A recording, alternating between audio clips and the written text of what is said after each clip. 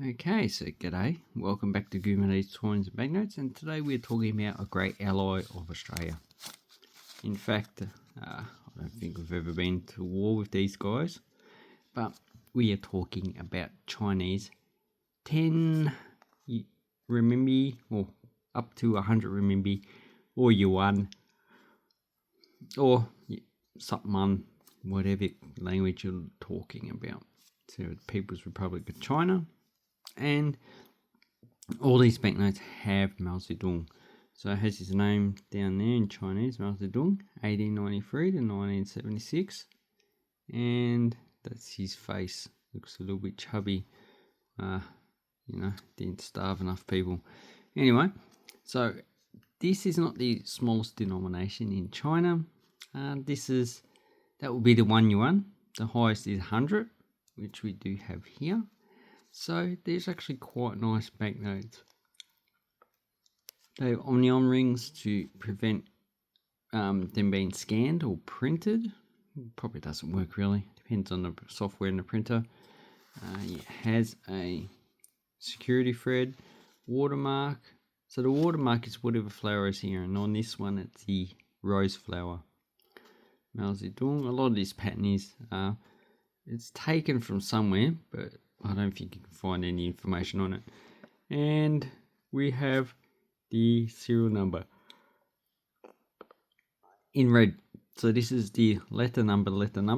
The earlier ones had letter, number. So 2 letters, 2 numbers.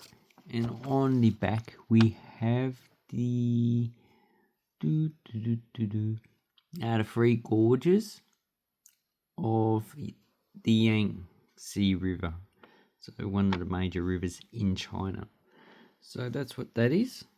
Security thread. As you can see, it has a lot of cliffs. So basically, from a geological perspective, this landform is rising.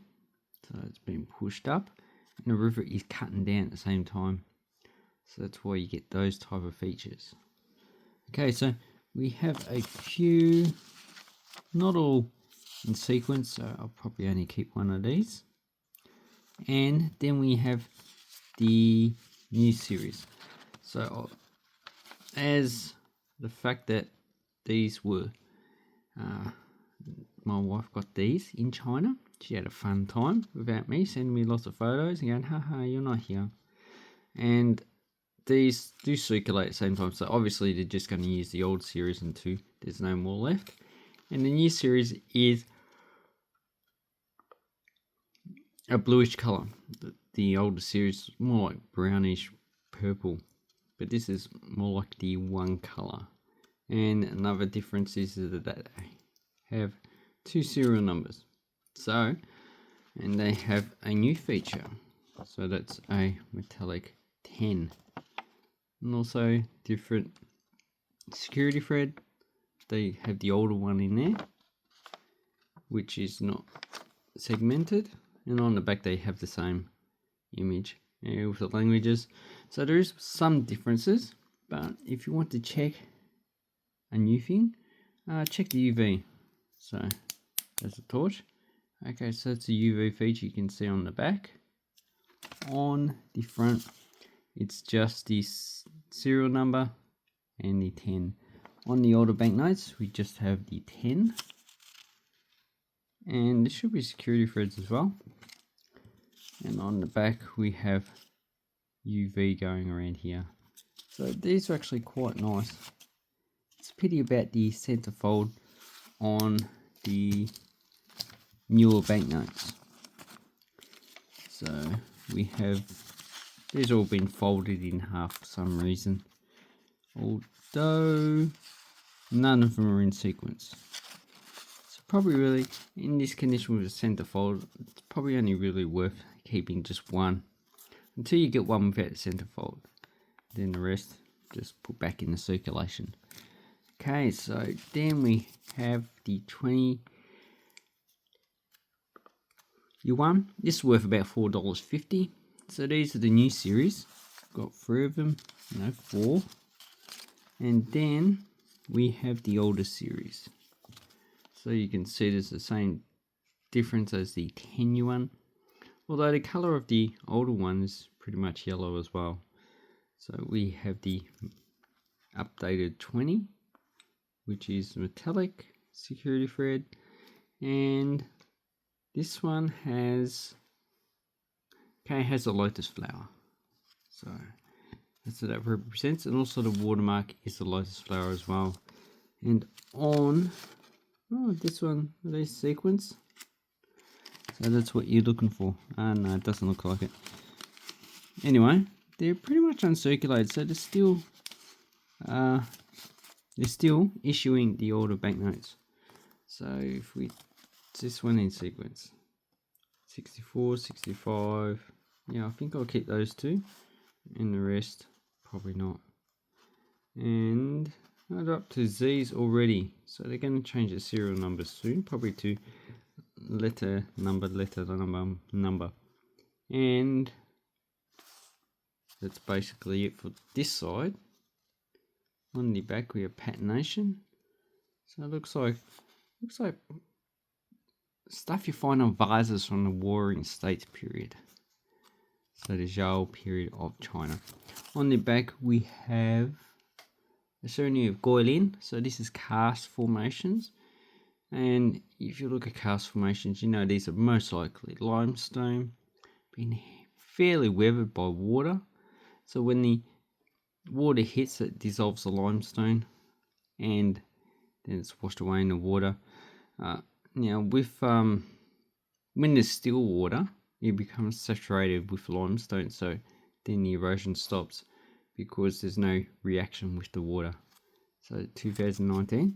And if we look at the older series, so we have the lotus flower as well. So each of these have different lotus flower. Yeah, that looks like a vase from the Warring States period. Talk about that thing there. And on the backside, we have the same feature, slightly different orientation. So the picture's actually been changed a bit, but it's the same place they're looking at. And what we want to look at now is the UV. So slight UV there, nothing much. On this side we have the 20, and that's about it. So not as much UV on those ones. On the newer banknotes we have UV over here on this side, and on this side we have patination in the UV, so it's quite good. And on the front of the banknote we have the 20 up the top, as well as the serial number. So that's basically it for that. Then, okay, we've got those ones. Next note we have is, where is it? Okay, 50. So these are new 50s. Okay, so the new 50, we'll just look at the UV first. Same. And on the back of the banknote, doesn't have as much of the UV features, so, and there should be an older one here somewhere. Oh no, they're all brand new. Okay, and then we got the 100, same UV features on the front, 100 and the serial number. And on the back we have the Tiananmen Square Hall. So it's basically all you're going to find in those UV features.